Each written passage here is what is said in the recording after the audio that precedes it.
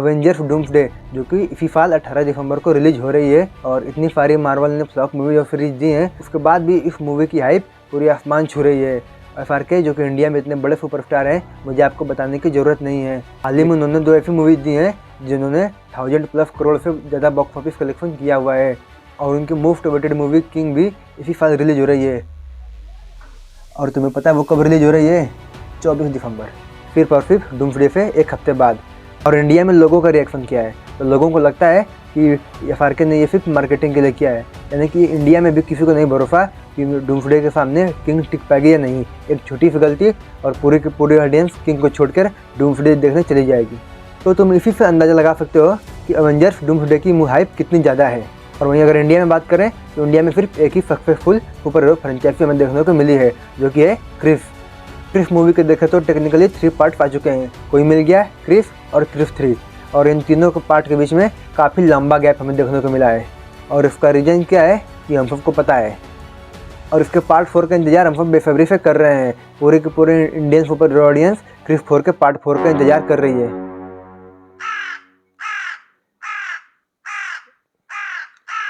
Light cut गई यार। ऐसा लगता है कि अब ये मूवी भी मैं अपने बच्चों के साथ ही देखने वाला हूँ, क्योंकि भाई ये मूवी आ ही नहीं रही है। पहले न्यूज़ आ रही थी कि हॉलीवुड से स्टंट डायरेक्टर आने वाले हैं जो कि इस मूवी में अपना काम करने वाले हैं, और उन लोगों के ऐसे बहुत सारे न्यूज़ आ रही थी। लेकिन अभी पता चलता है कि ऋतिक रोशन इस मूवी को खुद ही डायरेक्ट करने वाले हैं। और हाल ही में जो न्यूज़ आई है उसके अकॉर्डिंग इस मूवी को पैसे ही नहीं मिल रहे हैं, कोई इसे प्रोड्यूस करने के लिए तैयार ही नहीं है, क्योंकि ऋतिक रोशन क्रिस 4 को शूट करने के लिए 500 करोड़ डिमांड कर रहे हैं। और क्रिस 4 के हिसाब से ये पैसे जस्टिफाई भी करते हैं कि भाई ये काफ़ी सक्सेसफुल फ्रेंचाइजी है, और अगर इसे और भी नेक्स्ट लेवल पर ले जाना है तो पैसे तो खर्च करने ही पड़ेंगे। लेकिन कोई भी प्रोड्यूसर 500 करोड़ खर्च करने के लिए तैयार ही नहीं है। प्रोड्यूसर ऋतिक रोशन को सिर्फ 350 करोड़ देने वाले हैं, लेकिन ऋतिक रोशन इतने में ही एग्री नहीं करने वाले, और इसलिए उन्होंने मूवी के शूटिंग को स्टार्ट ही नहीं किया। और वो अभी भी दूसरे प्रोड्यूसर को ढूंढ रहे हैं। तो इससे हम क्या समझे? क्या इंडिया में सुपर हीरो मूवीज़ की इतनी डिमांड नहीं है कि प्रोड्यूसर 500 करोड़ रुपये भी फूंक सकें? तो ऐसा नहीं है। तो असल में प्रॉब्लम है क्या? क्योंकि कोई भी सुपर हीरो मूवीज़ को प्रोड्यूसर सपोर्ट नहीं करते। आखिर वो सुपर हीरो मूवीज़ में इन्वेस्ट करने से क्यों डरते हैं? तो चलिए इसी के रूट कॉज को समझते हैं आज की अपनी इस वीडियो में। देखिए, इंडिया में सुपर हीरो की कमी नहीं है। क्रिस के अलावा भी यहाँ पर काफ़ी सारे सुपर हीरो हैं, जैसे कि फ्लाइंग जट, बालवीर, शक्तिमान, सुपर सिंह, और अभी तो काफ़ी सारे नए सुपर हीरो भी हमें देखने को मिले हैं। और पहले के समय में भी इंडिया में काफ़ी सारे सुपर हीरो टाइप मूवी बनती थी, जैसे कि द्रोणा, बादशाह। के बाद भी हमें कोई भी प्रॉमिसिंग सुपर हीरो मूवी क्यों नहीं देखने को मिलती। तो यहाँ पर हम सिर्फ 2 ही सुपर हीरो को लेने वाले हैं जिनके बारे में हम बात करेंगे। और यहाँ पर काफ़ी सारे सुपर हीरो और हैं जिनके बारे में हम बात कर सकते हैं, लेकिन फिलहाल हम फ्लाइंग जट और बालवीर इन्हीं दोनों के एग्जाम्पल से समझने वाले हैं कि आखिर इनमें प्रॉब्लम क्या है। आखिर क्यों ये ऑडियंस के बीच में इतनी ज़्यादा पॉपुलर नहीं है? आखिर क्यों टॉप सुपर हीरो समझा जाता है? तो चलिए फिर स्टार्ट करते हैं इस वीडियो को। फ्लाइंग जट मूवी का कॉन्सेप्ट बहुत ही ज़्यादा बेहतरीन था कि हीरो को नेचर से पावर मिलता है और विलन को पॉल्यूशन से। लेकिन फिर भी ये मूवी फ्लॉप होती है क्योंकि इसके एग्जीक्यूशन में काफ़ी ज़्यादा प्रॉब्लम थी, और इसकी एक्सेसिव कॉमेडी से ले डूबी। स्टोरी काफ़ी ज़्यादा प्रेडिक्टेबल और सिंपल रखी थी इन्होंने, लेकिन ये जिस तरह का उनका प्लॉट था, इन्हें थोड़ी कॉम्प्लेक्स स्टोरी रखनी चाहिए थी। इन्होंने एक काफ़ी बड़ा और भयानक विलन ला के हमारे सामने रख दिया। लेकिन और क्या भाई, तू कुछ कर ले भी। विलन कुछ करता ही नहीं है। विलन सिर्फ और सिर्फ डैश मार कर आता है और हीरो को धक्का देता है और उसके मुंह में धुआं छोड़ता है। और मतलब कि हर जगह पर विलन सिर्फ दहाड़ मारने में ही लगा है। भाई उसको कुछ स्किल भी दे दो, उसको भी लड़ना आना चाहिए। विलन के बैक स्टोरी पर भी उतना फोकस नहीं किया जाता है। इन्हें खुद ही नहीं पता था कि ये मूवी किसके लिए बना रहे हैं, बच्चों के लिए या फिर टीनेजर्स के लिए। क्योंकि मूवी को देखने के बाद तो ऐसा लगता है कि ये बच्चों के लिए है, लेकिन इसको प्रमोट इस तरीके से किया गया था जैसे ये टीनेजर्स और एडल्ट्स के लिए बनी हुई है। ये एक सुपर हीरो एक्शन मूवी बनाना चाहते थे जिसमें काफ़ी ज़्यादा ह्यूमर और कॉमेडी हो, जैसे कि डेडपूल, लेकिन इन्होंने बना दिया फ्लाइंग जट। चलो देखते हैं कि हम इसमें क्या क्या चेंजेस कर सकते हैं जिससे कि ये मूवी एक वर्ल्ड क्लास मूवी बन सकती थी और लोग इसका नाम भी रिस्पेक्टफुल लेते हैं। तो देखो, मूवी का कोर कॉन्सेप्ट तो बिल्कुल ही तगड़ा था कि हीरो काफ़ी ज़्यादा कमज़ोर और डरपोक है, और वो धीरे धीरे उसकी ग्रोथ होती है और स्ट्रॉन्ग और पावरफुल वॉरियर की तरह निकल कर आता है, जो कि न सिर्फ लोगों की बल्कि नेचर को भी प्रोटेक्शन देता है।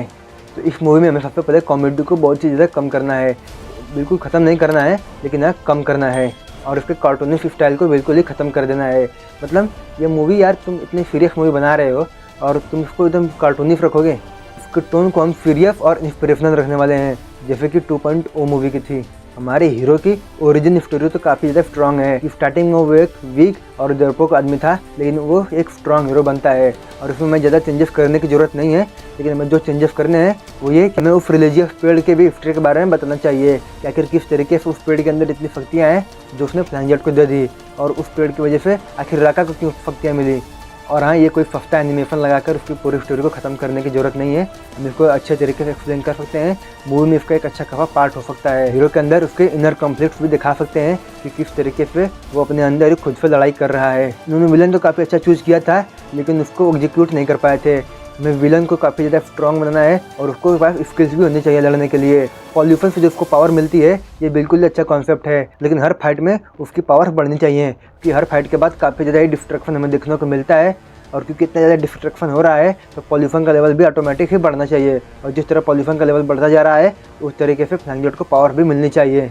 हमारा विलन जो राका है उसकी एक काफ़ी इम्पैक्टफुल बैक स्टोरी भी होनी चाहिए कि आखिर क्यों वो लोगों को इतनी बेरहमी से मारता है। आखिर उसका एक मोटो भी हो सकता है कि वो अपने पास्ट ट्रॉमा से इस कदर परेशान हो चुका है कि अब उसे लगता है कि इंसानों को मर जाना चाहिए, वो पूरी तरीके से ह्यूमन्स को एक्सटिंक्ट करना चाहता हो। वो कैसी दुनिया बनाना चाहता है जहाँ पर ह्यूमन्स हो ही ना, और उसकी आइडियोलॉजी इतनी स्ट्रांग हो एक बार के लिए हमारे हीरो को भी लगे कि हाँ ये विलन सही है। अगर इस तरीके से ये मूवी को बनाते तो ये मूवी काफ़ी ज़्यादा इम्पैक्टफुल हो सकती थी। और एक ज़रूरी चीज़ है इसका पावर सिस्टम। भाई इन्होंने इसके पावर सिस्टम को डिफाइन नहीं किया ठीक से। कभी हमारा विलन काफ़ी ज़्यादा पावरफुल होता है और वहीं कभी वीक, कभी वो हाथ से आग निकाल रहा है तो कभी आग निकलती नहीं। और इसके फुट में ये क्या लगा दिया भाई, इसका क्या काम क्या था इसका, ये बताओ पहले तुम मुझे। और इसी तरह हमारा हीरो वो किसी भी चीज़ को छूकर उसकी पावर 1.5 मिनट के लिए अपने पास ले सकता है, लगभग 1.5 से 2 मिनट के लिए। लेकिन तुम ये बताओ अगर वो किसी सुपरमैन के मांगा को छू लेता है तो क्या उसके पास सुपरमैन की पावर आ जाती, और अगर आ जाती क्या सुपरमैन राका को नहीं हरा सकता 1.5 मिनट के अंदर।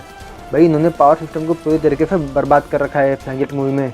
तो हमें उसके पावर सिस्टम को अच्छी तरीके से डिफाइन करना होगा कि आखिर भाई इसकी स्ट्रेंथ कितनी है, स्पीड कितनी है। यहाँ हमने देखा था कि इसके लिए पूरा टाइम एकदम स्लो हो चुका था, लेकिन वही दूसरी तरफ राका से लड़ते वक्त उसकी स्पीड बिल्कुल ही गायब। और कई सारे ऐसे सीन्स भी थे जहाँ पर उसकी स्पीड हमें देखने को मिलनी चाहिए थी, लेकिन हमें देखने को नहीं मिली। उसका ड्यूरेबिलिटी वाले पॉइंट को मैं देखना चाहूँगा। भाई उसकी ड्यूरेबिलिटी को बिल्कुल ही ठीक तरीके से दिखाया गया है कि उसके पास हीलिंग पावर है और वो नेचर से कनेक्टेड है, यानी कि जितना ज़्यादा नेचर क्लियर होगा उतना ज़्यादा इसकी हीलिंग पावर अच्छे से काम करेंगी, और जिस तरीके से पॉल्यूशन बढ़ता जाएगा उसकी हीलिंग पावर कम होती जाएंगी। मैं पूरी मूवी के दौरान इन सबके कैरेक्टर ग्रोथ को देखने को मिलता है, किस तरीके से राका की इस तरीके की आइडियोलॉजी बनती है, किस तरीके से फ्लैंक जेट जो कि एक कॉवर्ड आदमी था वो किस तरीके से लर्न करता है, वो चीज़ों को सीखता है और एक प्रोटेक्टर बनता है जो कि न सिर्फ इंसानों को बल्कि पूरी अर्थ को बचा रहा है, पूरे के पूरे नेचर को बचा रहा है। मूवी के अंदर सेक्रीफाइस वाले सीन भी होने चाहिए। हालांकि मूवी के अंदर फ्लैंक जेट ने अपने भाई को सेक्रीफाइस कर दिया था, लेकिन ये कुछ ऐसा सीन नहीं था कि उसे करना पड़ा, उसके भाई ने खुद ही सेक्रीफाइस कर दिया था, और इसकी वजह से उसके कैरेक्टर ग्रोथ कहीं ना कहीं हमें फोर्स लगता है। सिचुएशन ऐसी होनी चाहिए कि फ्लैंक जेट को 2 चीज़ों के बीच में चूज करना पड़े, और वहाँ पर हमें उसका एक कैरेक्टर ग्रोथ काफ़ी तगड़ा देखने को मिलता है कि आखिर वो क्या चूज करने वाला है। मूवी में मदर और सन के बॉन्ड को भी काफ़ी अच्छे से एक्सप्लोर किया था इन्होंने, और इसके लिए तो मैंने पॉइंट देना चाहूँगा। और जिस तरीके से इन्होंने मूवी के फिनाले को बिल्कुल ही सिंपल रखा था, फ्लैंक जेट राका को स्पेस में लेकर जाता है और वहीं पर उसे लात और मुक्के मार के ख़त्म करता है। भाई ऐसा क्लाइमैक्स किस मूवी का होता है यार। तो मूवी को ये इस तरह से बना सकते थे कि फिनाले में ये राका और फ्लैंक जेट दोनों अर्थ के ऊपर ही फाइट कर रहे हों, और पूरी इनकी फाइट की वजह से सिटी डिस्ट्रॉय हो रही है।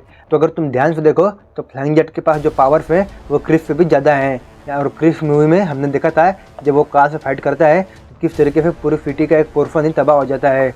और इस तरीके से अगर हम देखें तो राका तो पूरे पॉल्यूशन को ही कंट्रोल कर रहा है। तो अगर फ्लैंक जेट और राका सही से लड़ते तो लगभग एक सिटी तो डिस्ट्रॉय हो ही जानी चाहिए। और अगर हमें इस लेवल का डिस्ट्रक्शन देखने को मिलता है तो हमें समझ में आता है भाई ये मूवी किस लेवल पर बवाल हो सकती थी। जिस तरीके से पॉल्यूशन का लेवल बढ़ रहा था और जिस तरीके से क्लाइमैक्स फाइट होनी चाहिए कि भाई कई लोग मरने चाहिए, सिटी में पूरे तरीके से मौत का तांडव देखने को मिलना चाहिए था हमें। हीरो भी स्ट्रगल करता है कि भाई वो एक बार में अपने विलन से लड़े या फिर लोगों को बचाए। मैं ये नहीं कह रहा हूँ कि मुझे खून खराबा बहुत ज़्यादा पसंद है, लेकिन भाई ये मूवी काफ़ी ज़्यादा सीरियस कॉन्सेप्ट को लेकर भी चलती है, और इस हिसाब से मूवी को भी सीरियस टोन अपना पकड़ना चाहिए, ना कि बिल्कुल ही चाइल्डिश होकर चलना चाहिए। और एक सबसे बड़ी दिक्कत थी इसका VFX। भाई VFX में और भी ज़्यादा पैसा लगाओ, ये एक सुपर हीरो मूवी है, VFX में काफ़ी ज़्यादा हाई फंडिंग करने की ज़रूरत थी इनको, और सिर्फ लात और घुसों से ही काम नहीं बनने वाला है। भाई फ्लैंक जेट मूवी में सुपर हीरो हो तुम, सिर्फ और सिर्फ बैक फ्लिप से काम नहीं चलने वाला। हर एक दूसरे फिल्म में ये लोग फ्लैंक जेट से बैक फ्लिप मरवा दे रहे हैं और किक्स मरवा दे रहे हैं। भाई तुम्हें एक सुपर हीरो की तरह लड़ने के लिए अच्छी काफ़ी ट्रेनिंग लेनी पड़ती है। और लास्ट में ये लोग दिखा सकते हैं कि भाई हमारा हीरो तो जीत चुका है मगर वो खुद को हार चुका है। अब बात कर लेते हैं बालवीर के बारे में। तो भाई मैं पहले ही बता दूं कि मैं बालवीर का कोई हेटर नहीं हूँ। भाई ये मेरे भी बचपन का ही फेवरेट शो है। मैंने टीवी पर सबसे पहला जो सुपर हीरो देखा था वो बालवीर ही था और मैंने बालवीर तब से देख रहा हूँ जब मुझे सुपर हीरो का मतलब भी नहीं पता था। मैंने बचपन में शक्तिमान नहीं, सबसे पहले बालवीर ही देखा था। और जहाँ तक मुझे याद है मैंने शक्तिमान की सिर्फ मूवीज ही देखी थी जो कि एनिमेटेड मूवीज आती थी टीवी पर, और वो तो कभी का बंद हो चुका था। हालांकि बाद में मैंने पूरा शक्तिमान देखा था। लेकिन अभी हम बात करते हैं बालवीर के बारे में। तो भाई इसका सीजन कम्प्लीटली बैंगर था।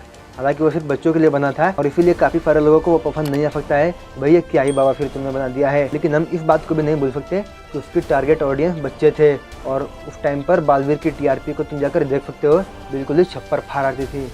तुम सीजन 1 के सक्सेस का इसी तरीके से अंदाज़ा लगा लो।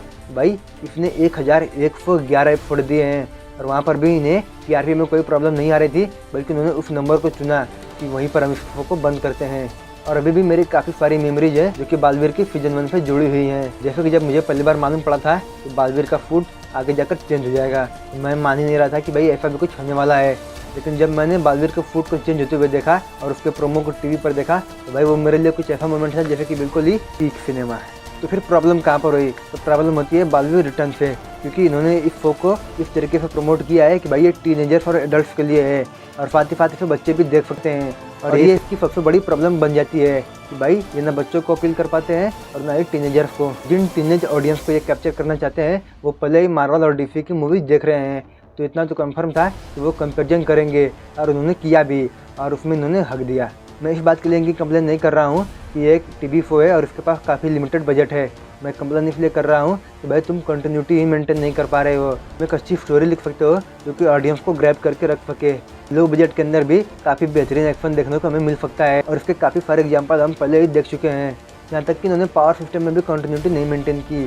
कभी कभी बालवीर के पास कुछ पावर्स होती हैं, लेकिन कुछ ही एपिसोड बाद देखोगे तुम कि भाई बालवीर उस पावर को यूज करके सिचुएशन से बाहर निकल सकता है, लेकिन वो यूज नहीं करता। कहीं पर उसकी स्ट्रेंथ काफ़ी ज़्यादा देखने को मिलती है तो कहीं पर बिल्कुल ही कम। कहीं पर उसको काफ़ी ज़्यादा ड्यूरेबल देखने को मिलता है, कहीं पर उसकी ड्यूरेबिलिटी को बिल्कुल ही कम कर दिया जाता है। तो यहाँ पर मैं बात करना चाहूँगा अपने एक सब्सक्राइबर के बारे में जो कि हैं ब्लैक गेमर। और भाई तुम्हारा काफ़ी ज़्यादा शुक्रिया भाई, तुमने काफ़ी ज़्यादा मेरा टाइम बचा दिया है इस कैलकुलेशन को करके, जहाँ पर इसने पूरे के पूरे बालवीर के पावर को ही डिकोड कर दिया और उसके स्ट्रेंथ और उसके स्पीड को भी मेजर कर लिया। साथ ही साथ हम यहाँ पर उसके ड्यूरेबिलिटी को भी देख सकते हैं। तो चलिए मैं आपको इस कमेंट को अच्छे से समझाता हूँ। तो तुम बिना इन कपड़ों पर ध्यान दिए हुए चलिए अभी देखते हैं कि बालवीर कितना ज़्यादा स्ट्रॉन्ग है और कैसे उसके फो में मैक्सिमम टाइम पे वीक दिखाया जाता है और बहुत ही कम ऐसे मोमेंट आते हैं जहाँ पर हम बालवीर की रियल पावर को देख पाते हैं। तो बालवीर का एक विलन था जिसका नाम था रे, जो कि एक तरीके से बालवीर का भाई था। और उसके आर्क में हमने देखा था कि बालवीर पूरे के पूरे यूनिवर्स को सिर्फ आधे घंटे में ट्रैवल कर लेता है, यानी कि पूरे यूनिवर्स का चक्कर 8 घंटे में लगा लेता है। भाई तुम समझ रहे हो ये कितनी ज़्यादा इन्फिनिट फीट है। और अगर तुम इसका अंदाज़ा नहीं लगा पा रहे हो तो मैं तुम्हें समझाता हूँ। तो भाई जो हमारा यूनिवर्स है वो अप्रॉक्स 93 बिलियन लाइट ईयर्स लंबा है, यानी कि उसका जो डायमीटर है वो 93 बिलियन लाइट ईयर्स दूर है। और इस दूरी को ट्रैवल करने के लिए बालवीर सिर्फ और सिर्फ 8 घंटे ही लेता है। और अगर हम इससे बालवीर की स्पीड निकालें तो भाई काफ़ी ईजी होने वाला है, क्योंकि हमने नॉर्मल फिजिक्स के फार्मूले पढ़े हैं। और अगर हम 8 घंटे को ईयर्स में कन्वर्ट करें तो वो आते हैं ऑलमोस्ट 0.0009। भाई काफ़ी बड़ा नंबर है ये। तो अगर हम 8 घंटे को ईयर्स में कन्वर्ट करें तो वो हो जाते हैं ऑलमोस्ट 0.000913 ईयर्स। और अगर इसके बाद हम उसकी स्पीड को निकालें तो बालवीर की स्पीड काफ़ी ज़्यादा आती है, मतलब काफ़ी ही ज़्यादा आती है। तो बालवीर की स्पीड आती है 1.02 cross 10⁻14 times light of speed. मतलब समझ रहे हो, लाइट 1 सेकंड में 3 लाख किलोमीटर चलती है और बालवीर की स्पीड उससे लगभग 4 ट्रिलियन टाइम्स ज़्यादा है। तो तुम खुद ही गेस कर लो कि बालवीर कितना ज़्यादा फास्ट है, मतलब 100 trillion times of speed of light. और अगर वो इतना फास्ट है तो उसके ऊपर इतना प्रेशर भी पड़ा होगा वो इस प्रेशर को झेल पाए, यानी कि इस स्पीड से ट्रैवल करने पर जितनी एनर्जी जनरेट होती है वो काफ़ी ज़्यादा है, जो कि ऑलमोस्ट है 3 क्रॉस 10⁻46 जूल्स। और तुम समझ रहे हो ये कितनी ज़्यादा बड़ी वैल्यू है। ये इतनी बड़ी वैल्यू है कि इतना एनर्जी निकालने में हमारे सन को लगभग मिलियंस ऑफ ईयर्स लगने वाले हैं। ये एनर्जी कहीं ना कहीं सुपरनोवा से भी ज़्यादा है। इस एनर्जी के साथ में बालवीर मल्टीपल सोलर सिस्टम को एक साथ ही डिस्ट्रॉय कर सकता है। हालांकि यहाँ पर बालवीर ने मैजिक का भी यूज़ किया था इतने फास्ट ट्रैवल करने के लिए, बट स्टिल ये काफ़ी बड़ी फीट है। और वही कई सारे सीन ऐसे भी हैं जहाँ पर बालवीर को बहुत ही ज़्यादा वीक दिखाया गया है। कई सारी जगहों पर ऐसा दिखाया जाता है कि बालवीर ने अपनी आधी शक्तियाँ खो दी हैं या फिर अपनी 1/3 पावर खो दी है, और ऐसे कई सारे सीन हैं फो में। लेकिन भाई अगर तुम इसके पावर को आधा कर दो और अगर तुम बालवीर के पावर का सिर्फ 1% भी ले लो तो वो भी काफ़ी ज़्यादा पावरफुल होगा। पावरफुल लेना होगा भाई, वो कम से कम एक खोलते हुए तेल पे अपने हाथ को तो बचा ही ले। खुद ही अंदाजा लगा लो कि कोई सुपर हीरो अगर फिजिकली इतना ज़्यादा पावरफुल है तो भाई तुम अपने पावर का यूज भी तो करो। भाई लाइट आ गई तो स्टोरी काफ़ी ज़्यादा धीरे धीरे प्रेडिक्टेबल बन जाती है, और तो और ये लोग स्टोरी को काफ़ी ज़्यादा लंबा खींचने लगते हैं, जिसकी वजह से ऑडियंस धीरे धीरे अपना इंटरेस्ट लूज करने लगती है। और मुझे एक प्रॉब्लम देखने को मिली, अगर तुमने भी इसे नोटिस किया हो तो मुझे कमेंट जरूर करना है। तो बालवीर के एक्टर है देव जैफी, वो अपनी फिजिक को मेंटेन ही नहीं कर पाते, या फिर हो सकता है कि उन्हें कुछ प्रॉब्लम हो। लेकिन भाई तुम खुद ही देख सकते हो कि फो के स्टार्टिंग में इनकी फिजिक कैसी थी। हालांकि इनके पास कोई सिक्स पैक नहीं थे, और मैं कभी नहीं रहा हूँ कि इनके पास होने चाहिए, लेकिन फिर भी इनकी एक लीन फिजिक थी जो कि इनके रोल को काफ़ी ज़्यादा सूट कर रही थी। लेकिन जैसे लॉकडाउन के बाद फो स्टार्ट होता है भाई ये काफ़ी ज़्यादा मोटे दिखने में मिलते हैं। एक सुपर हीरो जो कि इतना मोटा हो भाई कोई से एक्सेप्ट नहीं करने वाला है। और तो और ये लोग बाद में भी फिजिक को मेंटेन नहीं करते, सिर्फ उसी मोटे बालवीर को लेकर ये पूरे का पूरे शो को चला देते हैं आगे तक। और ये बात मुझे तो प्रॉब्लमेटिक लगी। अगर तुम्हें भी है तो तुम कमेंट्स में कर सकते हो। हालांकि ज़्यादातर लोगों को नहीं होता भाई, थोड़ा मोटा ही तो है, तो जाने दो। और तो और इनकी स्टोरी काफ़ी ज़्यादा रिपीटेटिंग बन चुकी थी, और हर एक स्टोरी बिल्कुल एक रिपीट पैटर्न में चलती है, और तुम खुद ही स्टोरी को प्रेडिक्ट कर लोगे कि भाई आगे क्या होने वाला है। हालांकि कई जगह पर इन्होंने काफ़ी अच्छे सारे ट्विस्ट एंड टर्न भी देकर मारे हैं, मगर ये काफ़ी नहीं है लार्ज ऑडियंस को ग्रैब करके रखने के लिए। तुम खुद ही सोचो कि भाई इसका कॉन्सेप्ट कितना ज़्यादा तगड़ा था। अगर ये लोग ठीक से बालवीर शो को मैनेज करते तो भाई ये एक काफ़ी ज़्यादा वर्ल्ड क्लास लेवल का शो बन सकता था। इसके पास काफ़ी ज़्यादा पोटेंशियल था। तुम मानो या ना मानो, अपने टाइम पर जिन लोगों ने भी बालवीर शो को देखा है वो सभी के सभी बालवीर रिटर्न के लिए एक्साइटेड थे, और जिस तरीके से उसका वर्ल्ड है, जिस तरीके से वो लोग उसका वर्ल्ड बिल्डिंग को दिखा सकते थे, ये काफ़ी बेहतरीन शो हो सकता था। एक बार के लिए तुम बालवीर शो को बिल्कुल ही फाइट कर दो, और फिर तुम इमेजिन करो एक दुनिया, एक परियों की दुनिया जहाँ पर अलग अलग तरीके की परियाँ हैं, हर किसी की शक्तियाँ अलग हैं, और वो लोग पूरे धरती को बचा रही हैं। सिर्फ धरती नहीं, वो लोग पूरे ब्रह्मांड को बचा रही हैं। और इसी के साथ हमें देखने को मिलता है काल लोक, मतलब एक डार्क रियल जहाँ पर बुरी परियाँ हैं। वहाँ पर काफ़ी सारे हमें मॉन्स्टर देखने को मिलते हैं, और ये डार्क रियल और ये जो परियों का लोक है परी लोक, ये कोई छोटा मोटा लोक नहीं है, ये काफ़ी ज़्यादा बड़ा लोक है, जहाँ पर हमें काफ़ी सारे अलग अलग तरीके के वेपन्स देखने को मिलते हैं। उनके खुद की एक हिस्ट्री होगी, यहाँ पर काफ़ी सारे प्रिजनर्स होंगे। तुम सोच नहीं सकते कि ये किस लेवल का शो बन सकता था, मगर इन्होंने पूरी तरीके से बर्बाद कर दिया। तुम खुद ही सोचो कि एक ऐसा रक्षक जिसके पैदा होते ही पूरा अच्छाई और बुराई का बैलेंस ही बिगड़ जाए, लोग फिर परियाँ आ रही हैं कि भाई ये बच्चा हमारे साथ देना चाहिए, तो तुम खुद ही सोच सकते हो कि ये किस लेवल का शो हो सकता था। तो चलो हम बात करते हैं कि आखिर इसके अंदर क्या क्या हम चेंजेस कर सकते थे जिसकी वजह से ये काफ़ी ज़्यादा बेहतरीन शो हो सकता था। तो जो बालवीर का कैरेक्टर है उसके अंदर हमें काफ़ी ज़्यादा सिंप्लिसिटी देखने को मिलती है। वो एक इनोसेंस कैरेक्टर था जिसके कुछ मोरल वैल्यूज़ थी। और पहले अपने टारगेट ऑडियंस को सिलेक्ट करो कि तुम ये बच्चों के लिए बना रहे हो या फिर टीनेजर्स और एडल्ट्स के लिए, क्योंकि तुम दोनों के लिए एक साथ तो नहीं बना पा रहे। अगर तुम बच्चों के लिए बना रहे हो तो फिर इसके टोन को काफ़ी ज़्यादा सिंपल और कॉमेडी पे भर दो। लेकिन अगर ये टीनेजर्स और एडल्ट्स के लिए बन रही है जिस पर मैं बात कर रहा हूँ, तो भाई इसका टोन थोड़ा डार्क होना चाहिए। इस स्टोरी से लोगों को इंस्पिरेशन मिलना चाहिए, क्योंकि विलन ऐसे होने चाहिए भाई कि मतलब लोग बाद में भी उसके बारे में बात करें। तो क्योंकि बालवीर एक टीवी शो है, तुम्हारे पास काफ़ी सारा टाइम है, तुम इसको आर्क्स में डिवाइड कर सकते हो। जाए इसके तो तुम सिर्फ और सिर्फ एपिसोड बनाए जा रहे हो और स्टोरी लंबी खींचे जा रहे हो, तो कुछ चेंज करना ही है तो भाई तुम इसके 3 आर्क बना सकते थे, या फिर तुम बोल सकते हो कि 3 सीजन। और पहला सीजन जो होता है वो होता है इसकी ओरिजिन स्टोरी पे, जहाँ पर हमें बालवीर की ओरिजिन स्टोरी देखने को मिलती है, और काफ़ी सारे नए नए कैरेक्टर देखने को मिलते हैं, और उन कैरेक्टर का ऑडियंस के साथ इमोशनल अटैचमेंट बिल्ड किया जाता है। सीजन 1 में ही हमें छोटी छोटी प्रॉब्लम देखने को मिलती, और ये भी देखने को मिलता है कि बालवीर किस तरीके से अपनी पावर को सीख रहा है और किस तरीके से उन प्रॉब्लम्स को सॉल्व कर रहा है। और वो बचपन से ही इतना स्ट्रांग ना हो, बल्कि उसे हार्डवर्क करना पड़े, इतना ज़्यादा हार्डवर्क करना पड़े तो अपनी बॉडी को इतना ज़्यादा कैपेबल बना सके, वो इतनी सारी मैजिकल पावर्स को बिल्ड कर सके। क्योंकि भाई मैजिकल पावर्स को बिल्ड करना कोई आम बात नहीं है। मतलब में जो परियाँ हैं वो शक्तियों के साथ ही पैदा हो रही हैं, लेकिन बालवीर को बाद में शक्तियाँ दी जा रही हैं कि वो इन शक्तियों के साथ में या तो धरती को तबाह करे या तो फिर उसे बचाए। या फिर तुम बोल सकते हो कि उसके पहले सीजन के आखिर आते आते हमें एक ऐसा विलन देखने को मिलता जो कि काफ़ी ज़्यादा स्ट्रॉन्ग होता है, और उसके एंट्री पर ही शो खत्म हो जाता है। सेकेंड आर्क में हमें देखने को मिलता है कि भाई वो पावरफुल विलन जो है वो अपने साथ काफ़ी सारी बड़ी आर्मी लेकर आ रहा है, जिनमें और भी काफ़ी सारे डिफरेंट विलन देखने को मिलते हैं। हर एक विलन की अपनी खुद की एक बैक स्टोरी होती है जो कि इम्पैक्टफुल होनी चाहिए। ऑडियंस भी सिलेक्ट न कर पाए कि भाई वो बालवीर का सपोर्ट करे या फिर किसी विलन को सपोर्ट करे, क्योंकि बैटल फॉर्म में हमें देखने को मिलता है कि जितने भी विलन पाए हैं वो सारे ही बुरे और बुरे हैं, सबके इंटेंशन बहुत ही ज़्यादा बुरे हैं। भाई तुम ऐसे विलन मिलाओ ना जिनकी वजह से सामने वाला सोचने पर मजबूर हो जाए भाई मैं किसका साथ दूँ। सेकंड डार्क में हमें काफ़ी ज़्यादा स्ट्रगल देखने को मिलता है जो कि बालवीर फेस करता है। उसके मन में उसके मोरल वैल्यूज़ के खिलाफ भी क्वेश्चन उठने लगते हैं। भाई इतने समय से जिन चीज़ों को वो अपना आदर्श मानता आ रहा है क्या वो सही है, क्या वो दुनिया को बचाने के लिए काफ़ी है। और भी बड़े बड़े विलन देखने को मिलने चाहिए इसी सेकंड डार्क में ही, और स्टेक भी काफ़ी ज़्यादा हाई होना चाहिए जिसमें हम बालवीर को काफ़ी चीज़ें सेक्रीफाइस करते हुए देखते हैं। हमें ये सेकंड डार्क एक ऐसा आर्क होने वाला है जहाँ पर तुम पूरे बालवीर के वर्ल्ड बिल्डिंग को एक्सप्लेन कर सकते हो। भाई ये काफ़ी बड़ा एक वर्ल्ड है जिसके बारे में मैं तुम्हें आगे बताने वाला हूँ कि भाई तुम किस तरीके से इसके पूरे वर्ल्ड को एक्सप्लोर कर सकते थे, लेकिन उन्हें पूरी तरीके से इस अच्छी अपॉर्चुनिटी को भी बर्बाद कर दिया। फिनाले आर्क यानी कि आखिरी सीजन में हमें देखने को मिलता है भाई क्यों बालवीर को पूरे यूनिवर्स का प्रोटेक्टर चुना गया है। आखिर स्पेस में और कितने सारे अलग अलग स्पीशीज हैं।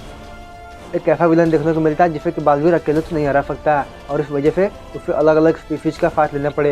अपने खुद की टीम बनाए जो कि न सिर्फ अर्थ की हो बल्कि स्पेस से अलग अलग बंदे भी हों जो कि उसकी टीम में हों, और वो सभी मिलकर ही उस बड़े विलन की पूरे आर्मी का सामना करें। और इस लास्ट आर्क में ही हमें बालवीर के सेक्रीफाइस को देखने को मिलता है। हमें ये देखने को मिलता है कि आखिर एक योद्धा जो कि पूरे यूनिवर्स को बचा रहा है, अगर वो रिवेंज लेने पर आए तो वो किस हद तक जा सकता है। आखिर गुस्सा उसे किस हद तक पागल बना सकता है, और क्या वो अपने मोरल वैल्यूज़ को भी भूल जाएगा गुस्से के अंदर। हमें उसके पश्चाताप को देखने को मिलता है।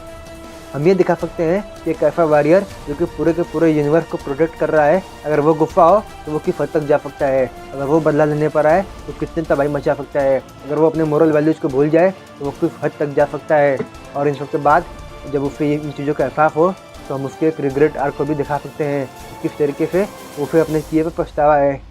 VFX और CGI का बिल्कुल ही कम यूज करना चाहिए, और लेकिन जहाँ पर भी करो वहाँ पर बिल्कुल ही सॉलिड करो। ऐसा करो कि भाई अपीलिंग हो। फिर जरूरी चीज़ है एग्जीक्यूशन। अगर तुमने फिर ठीक से एग्जीक्यूट नहीं किया तो भाई ये पूरे का पूरा फो ही बर्बाद हो जाएगा। हमें कोई भी रिपीटेटिव स्टोरी नहीं देखनी है भाई। मतलब तुम देख सकते हो कि इस बालवीर में जितने भी विलन्स आते हैं उन सबका लगभग सेम ही स्टोरी रिपीट होती है। हर विलन आता है और जाता है और लगभग सबकी स्टोरी सेम ही होती है, फिर थोड़े बहुत चेंजेस के साथ में। लेकिन चाहते हैं कि ऑडियंस इसकी तारीफ़ करे तो भाई जितने भी विलन ला रहे हो उन सबकी अलग अलग स्टोरी होनी चाहिए, उन सबका बालवीर के साथ अलग अलग तरीके से इंटरेक्शन होना चाहिए, और पूरी उनकी स्टोरी भी अलग तरीके से एंड होनी चाहिए। बेहतरीन वर्ल्ड बिल्डिंग के साथ में हर एक एपिसोड का अपना एक पर्पज हो। हर एक एपिसोड आने वाले एपिसोड के लिए नींव रखे। ऐसा नहीं कोई एक एपिसोड आया और चला गया और उसको कोई मतलब ही नहीं बना। बालवीर के अंदर हमें काफ़ी सारे अलग अलग जगह देखने को मिली हैं, अलग अलग रियल्स यानी कि लोग, जैसे कि परी लोग, काल लोग, धरती लोग, जैसे कि तुम बोल सकते हो fairy world, dark real, human world. और यहाँ पर हमें काफ़ी ज़्यादा कम डिटेल्स देखने को मिली है इन सब के बारे में। सीजन 1 में तो इन्होंने काफ़ी ज़्यादा एक्सप्लोर किया भी था, लेकिन बालवीर रिटर्न में इन्होंने बिल्कुल ही निगलेक्ट कर दिया और फिर अच्छे से इन वर्ल्ड को एक्सप्लोर ही नहीं किया। ये पूरी तरीके से फेरी वर्ल्ड को अगर एक्सप्लोर करते तो इन्हें देखने को मिलता है भाई ये फेरी वर्ल्ड आखिर बना कैसे, यहाँ पर परियाँ आई कैसे, आखिर इनके पास कितनी सारी पावर्स है, आखिर इनका काम क्या है, यहाँ के रूल्स क्या है। यहाँ पर कुछ ऐसी जगह भी होंगी जहाँ पर जनरल लोगों के लिए वर्जित होगा, यानी कि फैक्ट्री आखिर काम कैसे करती हैं, और भी बहुत कुछ। और अगर ये लोग फोक फैक्ट्री मैनेज करते तो इनके पास अच्छा खासा पैसा बना सकते थे फिर फेरी वर्ल्ड को ही एक्सप्लेन करके। और इसी तरह डार्क वर्ल्ड, भाई वहाँ पर भी ये लोग फेम कर सकते थे कि आखिर डार्क वर्ल्ड कैसे बना, आखिर उन बुरी परियों का मकसद क्या है, आखिर वो धरती को तबाह करके आखिर करेंगे क्या, आखिर वहाँ पर पावर डायनेमिक्स किस तरीके से काम करते हैं और उनकी पावर लिमिट्स क्या है। यहाँ पर काफ़ी सारी चीज़ों पर ये लोग ध्यान दे सकते थे, लेकिन इन्होंने पूरी तरीके से शो को बर्बाद कर रखा है। ह्यूमन वर्ल्ड को तो इन्होंने बिल्कुल ही बर्बाद कर रखा है। भाई इन्होंने ह्यूमन वर्ल्ड को अच्छे तरीके से और एक्सप्लोर कर सकते थे। हमें ऐसे लोग देखने को मिलते हैं जो कि इन सबके बारे में जानते भी हों और वो धरती को प्रोटेक्ट कर रहे हो, और वो खुद भी एक वॉरियर रेस को बिलोंग करते हों जो कि खुद फाइट कर सकते हों। ऐसा ना हो कि वो पूरी तरीके से परी लोग पर डिपेंड करे अपनी सिक्योरिटी के लिए। और हमें काफ़ी सारे डिफरेंट वेपन्स देखने को मिल सकते थे, जिनमें कुछ वेपन्स ऐसे भी हो सकते हैं जो कि काफ़ी ज़्यादा डिस्ट्रक्टिव हों। इस लेवल की वर्ल्ड बिल्डिंग के साथ में हमें जियो पॉलिटिक्स भी देखने को मिल सकती थी, भाई किस तरीके से जियो पॉलिटिक्स ऐसे वर्ल्ड में काम करती है। खैर ये सब तो ये लोग करने फिर आए कि भाई इन्होंने पूरी तरीके से इंडियन सुपर हीरोज़ को बर्बाद कर रखा है, और ये वजह है कि कोई भी प्रोड्यूसर इंडियन सुपर हीरो में पैसा लगाना नहीं चाहता, क्योंकि उन्हें भी रिस्क नहीं लेना। लेकिन अगर तुम चाहो तो मैं इन अलग अलग सुपर हीरोज़ की खुद की एक स्टोरी बिल्ड कर सकता हूँ। ये खुद की अलग स्टोरी होगी जो कि आगे चलकर एक दूसरे के साथ कनेक्ट होती चली जाएगी। मैंने ये पहले भी ट्राई किया था और तुम अभी भी मेरे चैनल पर जाकर देख सकते हो कि उसकी वीडियोज़ पड़ी होंगी। हालांकि मैंने स्टोरी को कंप्लीट नहीं किया था, बीच में मैंने चैनल बंद कर दिया था काफ़ी समय, लंबे समय के लिए। और उसकी भी अपनी खुद की एक स्टोरी है, मैं बाद में कभी सुनाऊँगा। पर हाँ, अभी तो मैं इस स्टोरी को नहीं लिखने वाला, क्योंकि भाई स्टोरी लिखने में काफ़ी ज़्यादा लंबा टाइम लगता है और उस हिसाब से हमें स्टॉक इमेजेस भी तैयार करनी पड़ती हैं और वो इजी काम तो नहीं है। और जिस हिसाब से मेरा चैनल अभी है ये तो बिल्कुल ही डेड पड़ा हुआ है और इसे फिर से ज़िंदा करने में भी काफ़ी लंबा टाइम लगेगा। तो अगर चैनल मेरा अच्छे से ज़िंदा होता है और लोग डिमांड करते हैं कि भाई हाँ तुम लिखो स्टोरी को, तो मैं ज़रूर लिखूँगा। हमारे पास और भी काफ़ी सारे सुपर हीरोज़ हैं जो कि इंडियन इंडस्ट्री में आके बर्बाद हो चुके हैं, लेकिन हम उन्हें भी रिवाइव कर सकते हैं। और उनके साथ भी लगभग सेम प्रॉब्लम ही है जो कि उन्हें फेस करनी पड़ी थी। तुम रावण मूवी का एग्जांपल लो, वो अपने टाइम से काफ़ी ज़्यादा पहले बन चुकी थी और ये वजह है कि वो फ्लॉप हुई। साथ ही साथ में उसकी स्टोरी भी काफ़ी ज़्यादा वीक थी, हालांकि उसका कॉन्सेप्ट और VFX बिल्कुल ही टॉप लेवल का था।